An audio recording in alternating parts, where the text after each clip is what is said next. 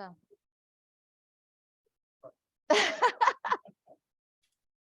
Okay, are you going to be my control operator? I will be.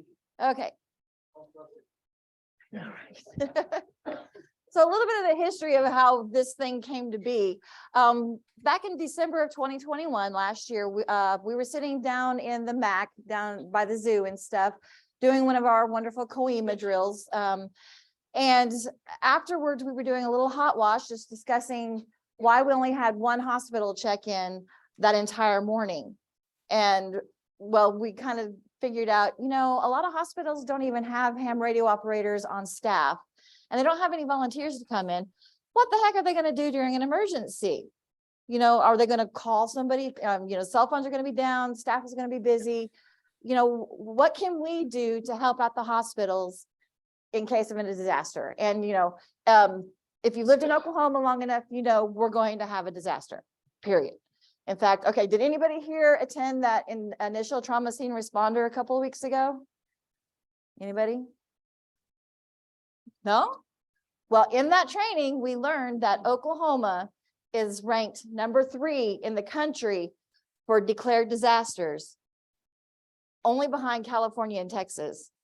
We are also ranked number 1 per capita for federally, you know, claimed disasters.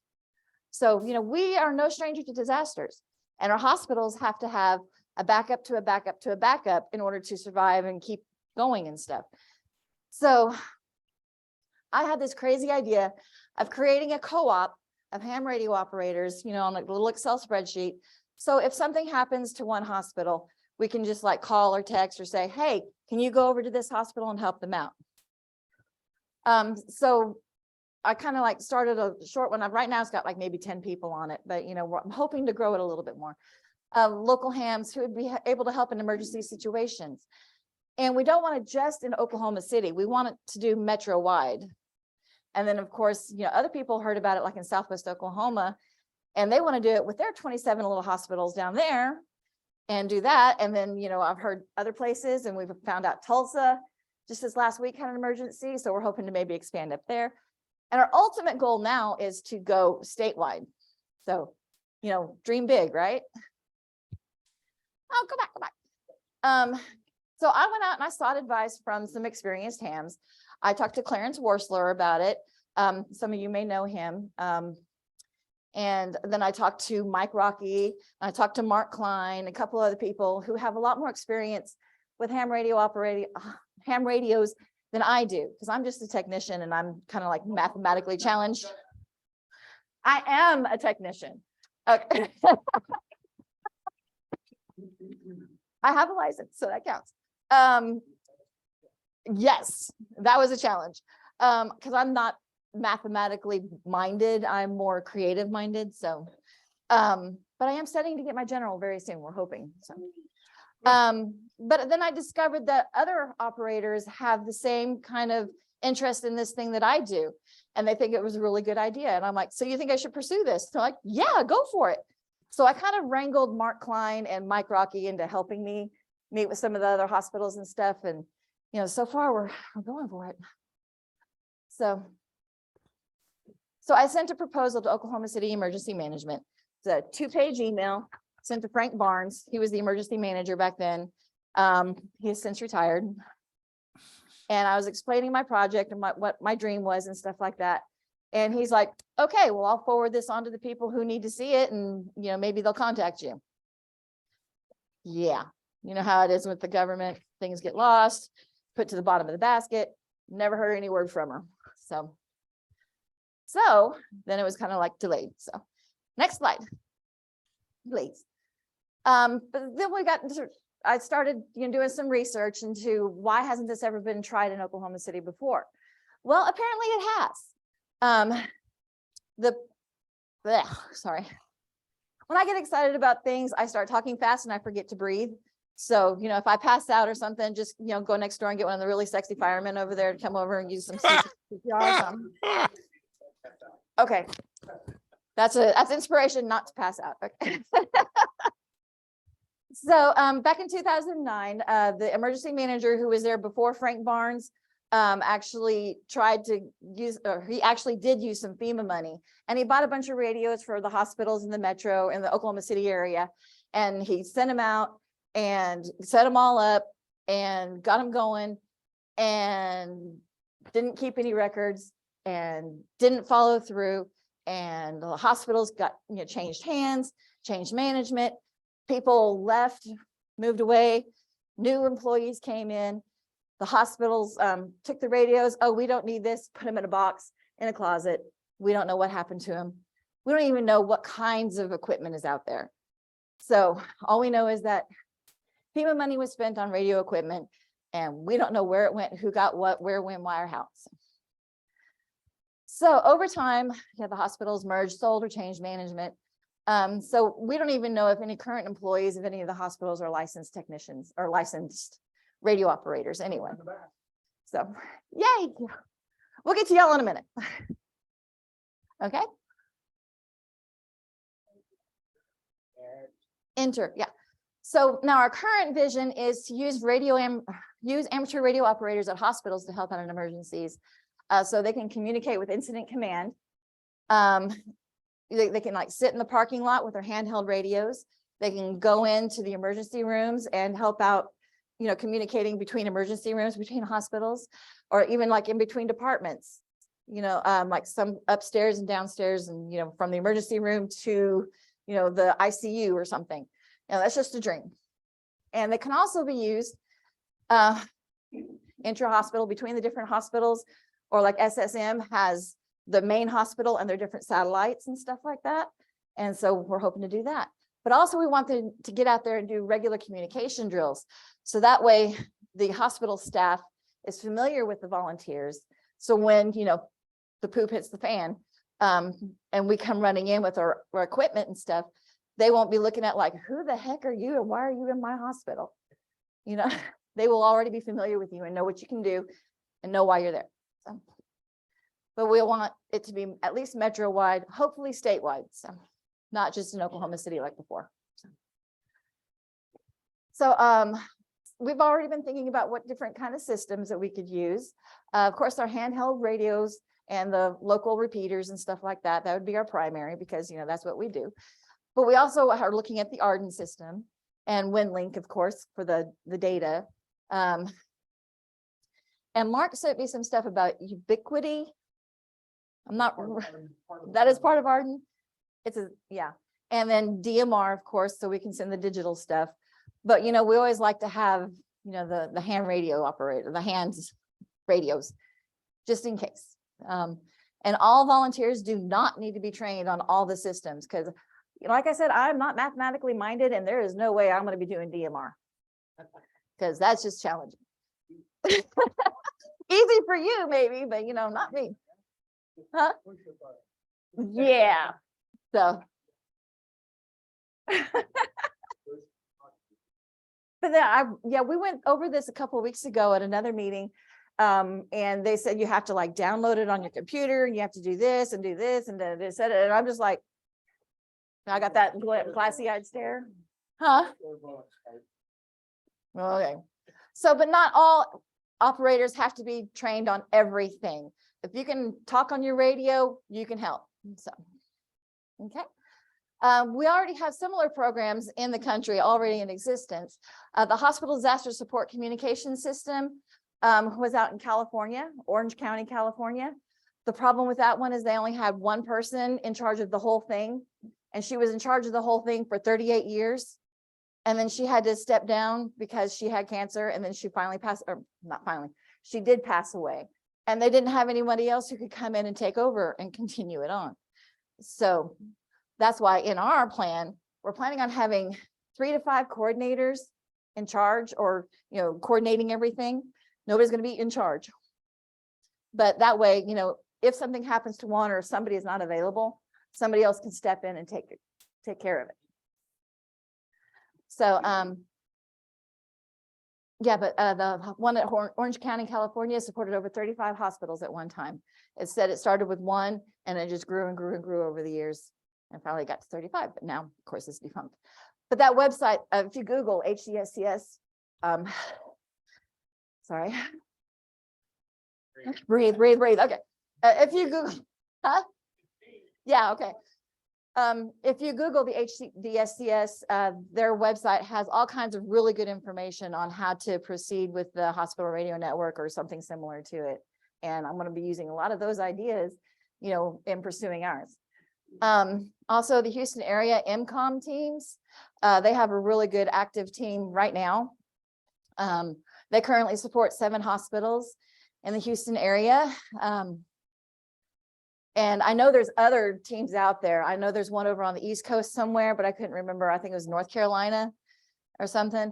And I mean, there's others everywhere else too, but we're just focusing here on Oklahoma. So I'm going to be using ideas from all of them and putting it together to make one really great team. Okay. So the benefits keeps the hospital employees available to do their jobs.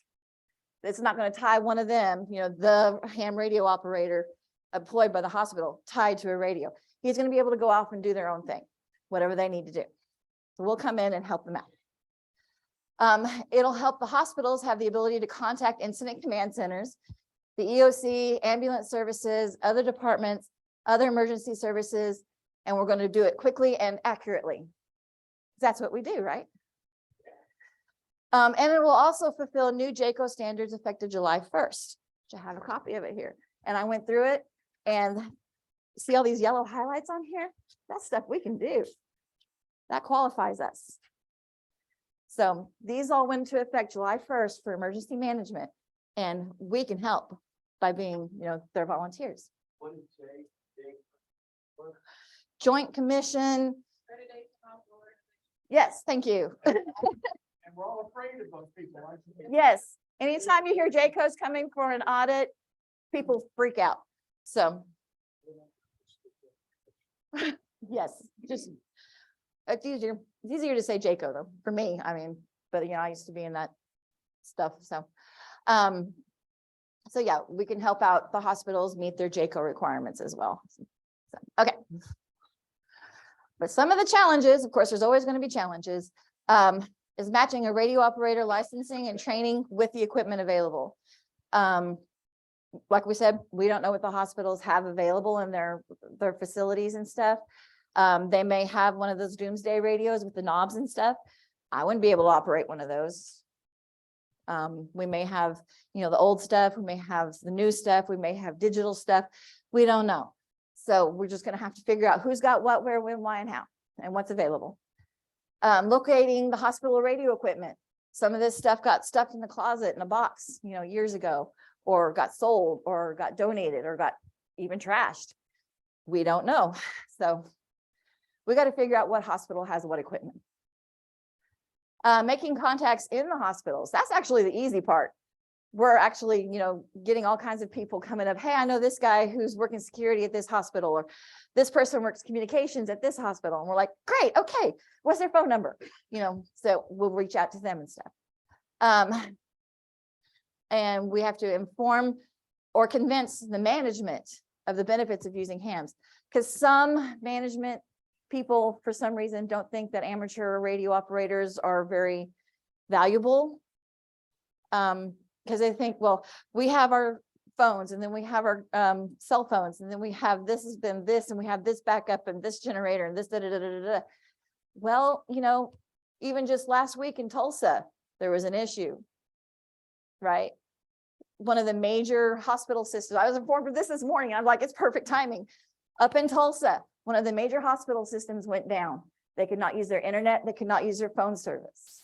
I wonder if they could have done something else to help them communicate to the outside world. Wouldn't that have been awesome? So perfect timing. This is exactly what we need, what we're here for. Paperwork. We don't know what kind of legal paperwork we might need. We might need memos of understanding. We might need contracts. We might need letters of intent. I don't know, but we'll have to look into that and see what kind of stuff we need. And we'd also need permission to gain access to the radios, because they're not going to just let anybody just walk in and walk to their communications room and start, working on their equipment. So we're going to have to get the management on board to let us come in and see, give access to yourself. And, in a major disaster, Lots of hospitals are going to be overwhelmed. So we don't know if we're going to be able to manage all the hospitals at the same time. But we're going to have a spreadsheet of who can go where, and we're going to try to work on it. And of course, getting acknowledgement and assistance from the Office of Emergency Management, who are still ignoring me every time I try to follow up with them, and my emails and my requests to speak with Yaz and all that kind of stuff. Yeah, okay, we'll talk to her. We'll have her. We'll give her your information. Still nothing. So, the one in the MAC.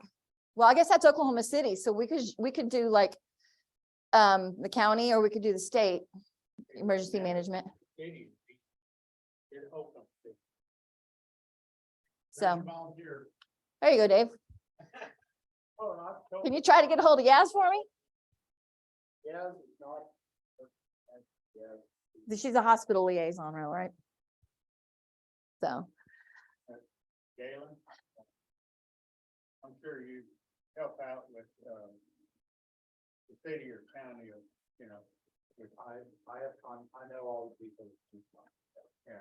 So yeah, if we could get somewhere and get some kind of contact within the Office of Emergency Management and get some kind of acknowledgement or help or something, so we could do that and contact the incident command centers if something happens and do stuff like that.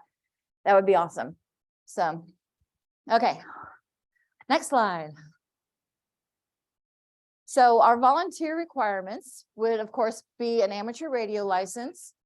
I know that's a driver's license, but I love Mr. Bean and I love that face in the picture, so I just had to use it. So of course you'd have, in order to be a volunteer at the hospital radio network, we would need you to have a radio license.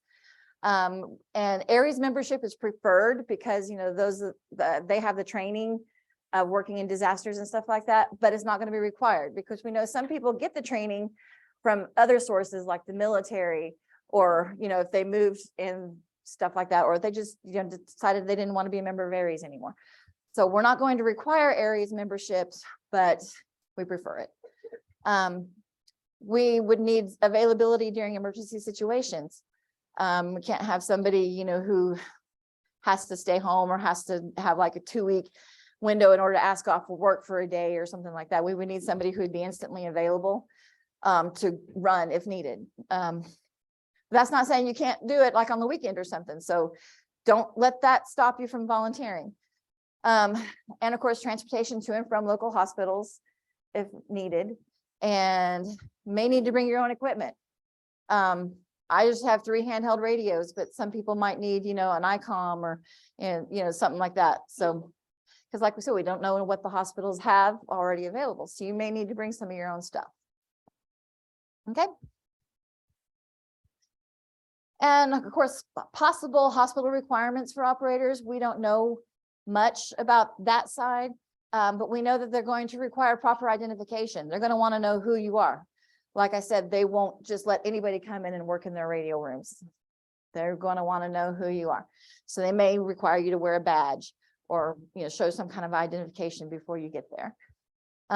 They may need to do some credentialing, may need to do a background check. They may need to require you to do the ICS trainings. We don't know. So, and we don't know what their equipment needs are. And, we don't know what else they might need from us or from them. So the hospitals that we are still in contact with or reaching out to, Norman Regional and more Norman. So, but I actually got some maybe good news from them this morning. So maybe. We're also working for Integris hospitals and all their satellites. They're statewide too. So, and we're talking with Mercy and we're talking with Stroud hospitals too. If anybody has any other hospital suggestions, just let us know. We'll try to reach out to them too. So. Oh yeah. Are they Integris? Probably. Anybody know what Purcell? St. Anthony's? Oh, awesome. Next slide. Because guess what? St. Anthony's has already agreed to work with us. Yay. the main hospital and all their satellites. We're trying to work on the Arden system for them, like put nodes on top of their satellites so they can have like a closed circuit going and stuff like that. And this is where I introduced Justin back there in the back of the room to come up and talk a little bit about what we can do for him and his hospitals. Yay!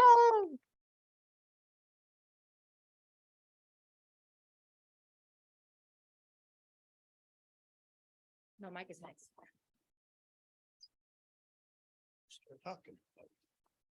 So Lavone, I'm Justin from St. Anthony. So Lavone and Mark and what was the other guy's name? Mike Rocky came one day and told me about this idea, and they kind of asked what capabilities we had.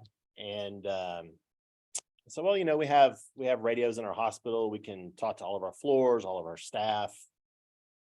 We can talk to our ambulances.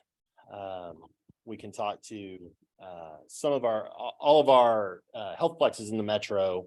What we can't do is talk via radio to like Shawnee and Seminole, and then we have 19 affiliates or 21 affiliates across the state, and that gets tricky communicating with them. But we don't really own them. We manage some of them. Some of them we just have agreements with, so it's probably not as imperative. But for sure, the ones in the metro, Midwest, Shawnee, and Seminole would be important. Anyway, so we kind of talked through it, thought, well, this probably really is an opportunity. And Shannon Landsberger, he is one of our licensed folks in the hospital. He's in engineering, works with the engineering folks, the IT folks, so he kind of touches all those people. So we've had some conversations, and anyway, we just see a real opportunity. We're both on the emergency management committee, which helps. We've kind of plugged it there, and depending on who you talk to, some folks are like, well, it's, they're just going to want money. And we're like, no, they don't want money, promise you. And, but some folks really bought in. It's not often that healthcare organizations have folks that just have ideas to help and want to show up and help, and, not be compensated and not be, get anything in return. So that went a long way. And so we're hoping that both of our one-ups were really bought in on the idea. And a couple of weeks ago, we had a big software thing in my department, and my system vice president from St. Louis was here. And turns out her and her husband have been looking into amateur radio, and she saw some of the radios in my office. We got to talking, and I sent her with one of Mark's books. And maybe someday we can get our hospitals from out of state connected via HF, maybe, who knows. But anyway, so we've got pretty good buy-in, and we're just kind of anxious to see, where it goes from here. The good thing about our locations,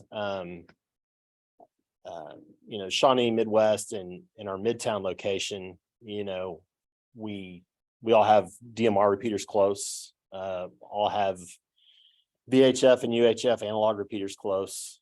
The Arden network is right down the street from the Midtown location, so that's helpful. So there's a lot of good opportunities, and we thought we were pretty squared away with our radio system in the hospital, and it's all backed up, and we have redundant internet and all the things you like to think about from an EM perspective. But I guess if every one of those went down, we would be just kind of stuck. I know one of the other metro hospitals, Wednesday night, their electronic healthcare record went down, and they went on divert and didn't take patients all night. So while it wasn't as big a deal as the one in Tulsa, it's still a big deal that affects the rest of the metro hospitals. So there's some real good opportunities, and just looking forward to see where it goes. So You want to talk what you have in the Centercom Center already? yeah, so we have a communication center, is called the Service Response Center. It's where all of our hospital operators are. One of those operators is licensed, and we still have our radio from the previously mentioned FEMA grant. It's an ICOM dual band. I don't remember the model, but the building it's in is 3 stories tall, right? And yeah, the downside to that is the main building across the street is 13 stories tall with the penthouse, something like that. So the antenna's on the roof of the 3-story tall building, but it works. We go by and check it from time to time and jump on a local repeater.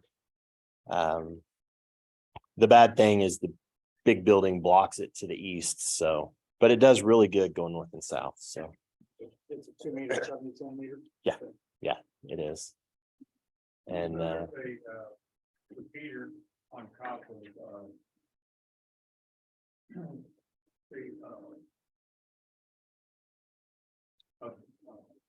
Baptist. There's another repeater on top. Well, it's not the top of the community anymore. Southwestern Medical Center. Yeah, and those are no problem. So, yeah. And the operator there usually leaves it on WX5OKC, just as kind of a default. So yeah. So we test it periodically, we make sure it works. They redid the roofing on that building, and it's been a couple of years ago, but Shannon and I went down and tested the SWR. It was good.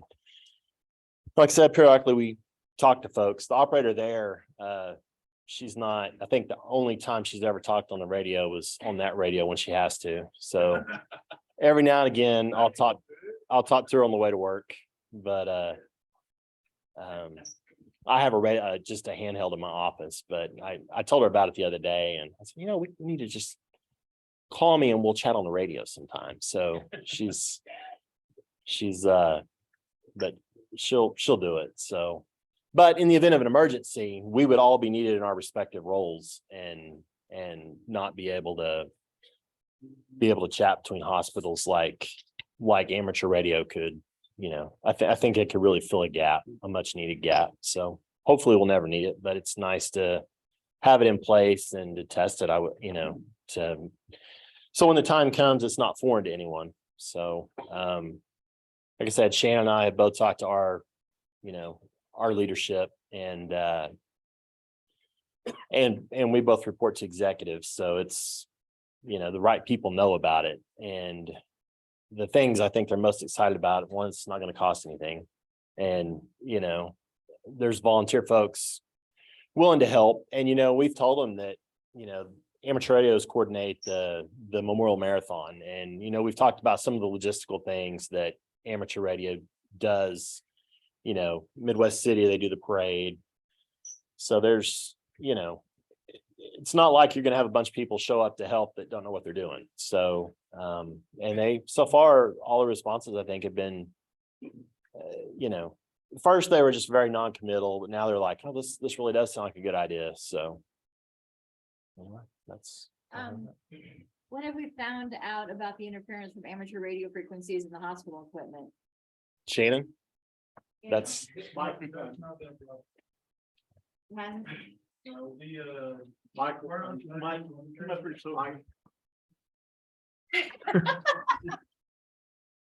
Congratulations. Yeah, so everybody else can hear you. Go to me, radio operator. So wireless medical telemetry operates at 608 to 614 megahertz and roughly 1.4 gigahertz.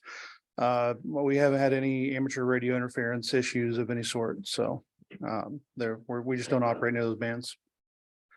So Do you want to add anything about SSM Health or anything? Justin did a pretty good job covering it. Down to Louise question that can only be answered by the electrical engineer in the hospital. So are you the electrical engineer in the hospital? I'm not the engineer, but I'm very familiar. So Awesome. All right. Cool. Thank you very much for helping out. And next we have JD McCarthy. They're a little hospital, well, little compared to, the major hospitals. JD McCarty McCarthy, Mike Isaac.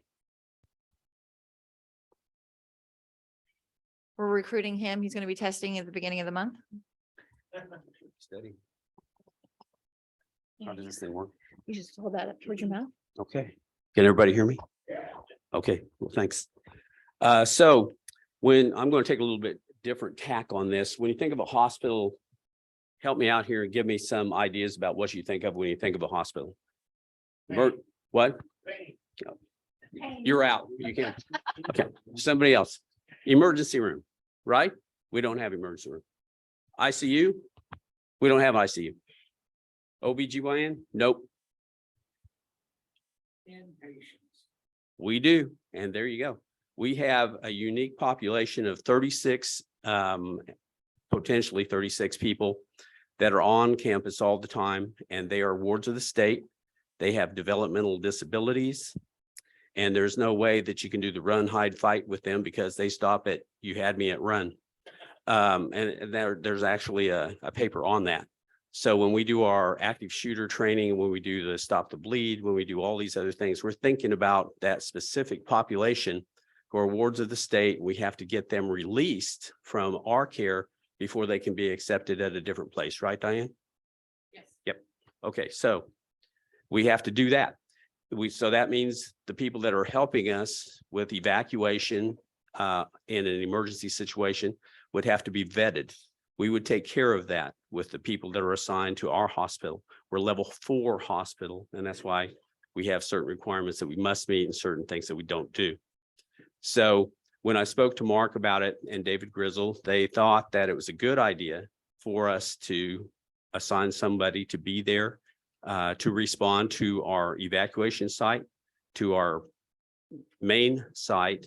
And then we also have state reporting requirements during an emergency. Our director has to contact somebody in the governor's cabinet and tell them exactly what's going on, how many people we still have left to discharge, how many people we've discharged, state of the hard property, et cetera, like that. So we have a lot of different responsibilities that we wouldn't be able to do if the cell phones were knocked out, et cetera.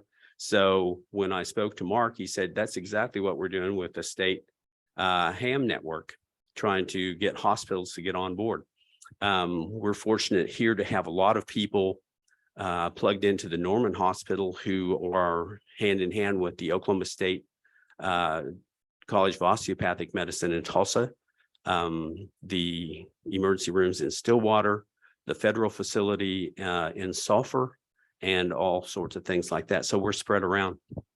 I'm also a member of the Regional Trauma Advisory Board for the state of Oklahoma, and we'd like to get those people on board as well, because there's going to be a question about ODRAC, which means those are the clearing stations.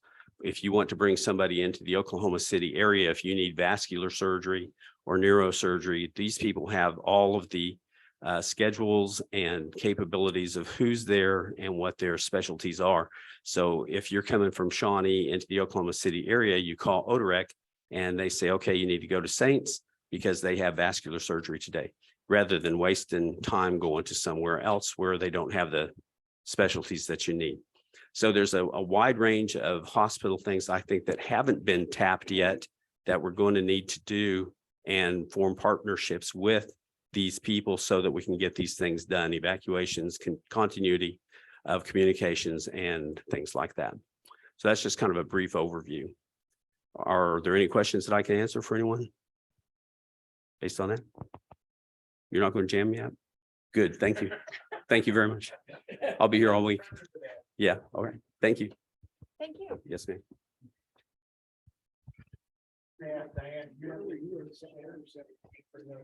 Diane, would you like to share anything about Norman? Mark told me this morning that Norman is actually more on board than, we had previously thought. So here's Diane. I just started there 5 weeks ago, y'all. But I'm a administrative director over surgical services. So obviously this would be a critical component if we lost power, electricity and all that. And of course, married to a fabulous ham. So I definitely get the importance of it. And I report to the chief operating officer. and then the CEO. So definitely have a direct beeline to those people and have met Shane that's over emergency. So I will facilitate in any way possible. And of course, I want to stay safe and have my husband safe. So he wants to volunteer, in case of emergency as well. So that's about all I can tell you. Awesome. See, so we're off on a rolling start. We haven't even been doing this for a year yet. Yes, sir. Okay, I'll come to you. There you go. Okay, so the thing that sounded really great about this to us, and this is just an afterthought, I want to make sure you had it, is that if you guys are going to come out there and sit in a cold car with your radios and doing all this stuff for us, what do we owe you? And so we wrote a memo of understanding that Mark has and he's working with. And we're going to give you a place to sleep if you need it. So in case you need to do things in shifts. And as far as I can tell, ham radio runs on coffee. So we're going to provide coffee. So that's an attractive point, I think. We haven't gotten that far yet because of Mark, but we'll get there. Maybe. And all those things like that, facilities for the restrooms, showers if you're on a different shift, things like that. We will provide those things for you guys who are kind enough to come out and help us and be assigned to that. Also, vetting is very important with HIPAA. So we would do the backgrounds for people assigned to our hospital before the emergency happened. I mean, hopefully, as far as you can predict, and make sure that all those things are in place before somebody comes on site.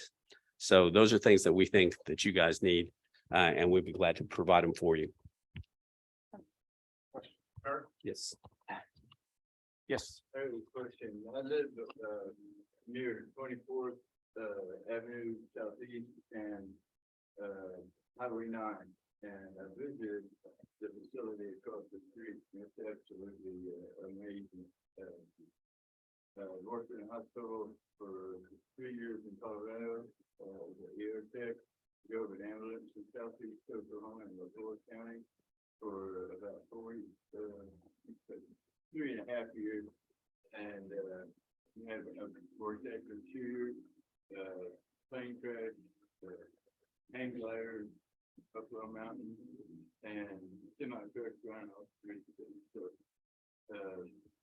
and my heart is in helping people, and I love being around hospitals. And just sign me up if you're going for that one. Awesome. All right. Great, thank We just got our first volunteer. Yay. Well, not our first, but the first one in this meeting. So get with me or Mark after the meeting and I'll get your information and get you on my list. So yeah, this is actually great. If JD McCarthy's offering us a place to sleep, what says I'm going to help give us coffee and donuts, maybe. So anyway, okay. So next slide. Anybody have any other questions or comments or anything you want to add? Yes, sir.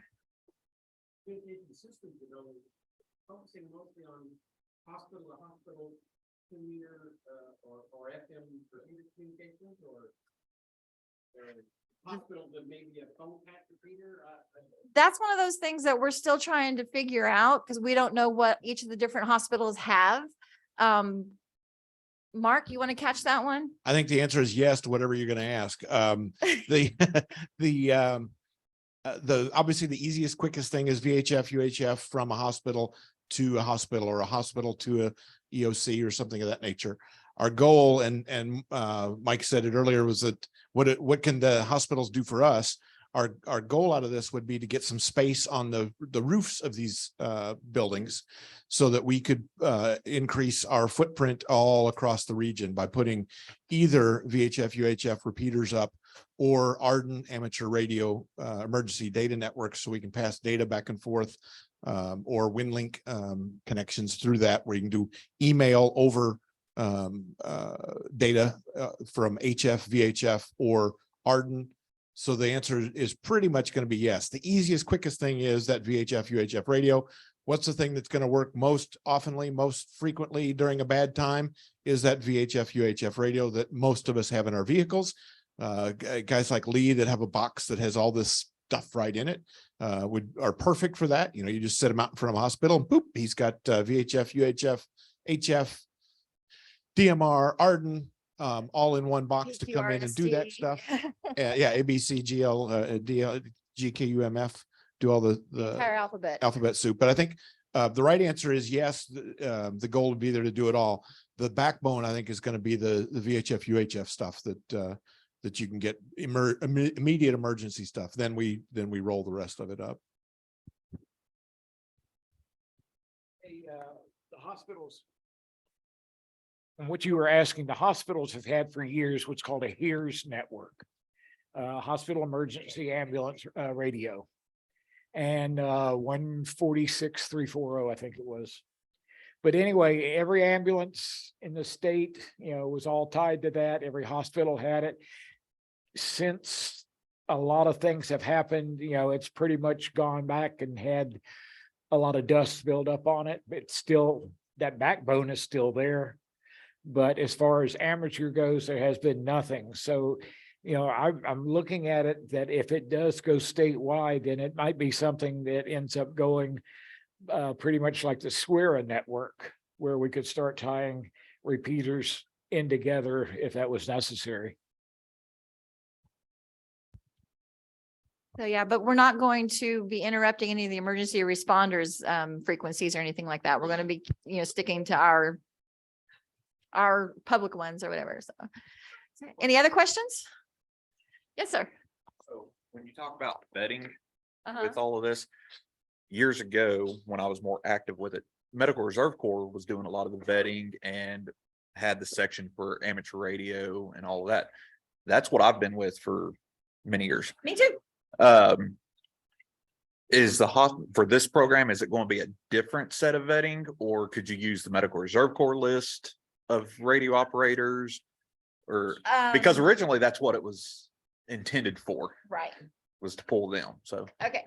Well, the Medical Reserve Corps is its own special agency and they do their own thing. This is something completely different. This is our little roster of volunteers and stuff. And each individual hospital is going to have to decide what all they're going to require. So, I mean, I can't speak for SSM or Norman or anything, but I'm sure they have their own things that they have to go through for volunteers, because they have those, the volunteers downstairs in their information desks and stuff like that. So they already have their protocol set up. So it's whatever they're going to want. And like I said, every hospital is different. So if you're going to volunteer for 5 different hospitals, you may have to do 5 different, background checks or something. I don't know. So. But yeah, Medical Reserve Corps is really thorough on theirs. Anybody else?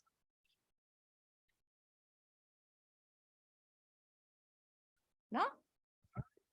Next slide. Oh boy, this is a surprise.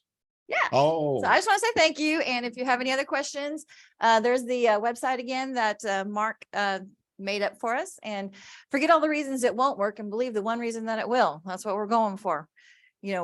We're starting small and hoping for big. So thank you very much. Appreciate it.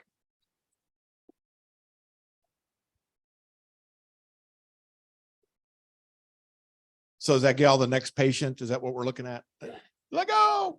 I think we're good. I appreciate that. We're ready for a 5-minute break. We'll run back in here, go to the little restroom, do what you need to do, walk around, finish up the donuts, and say hi to each other before we come back here and start the meeting. Thanks, folks.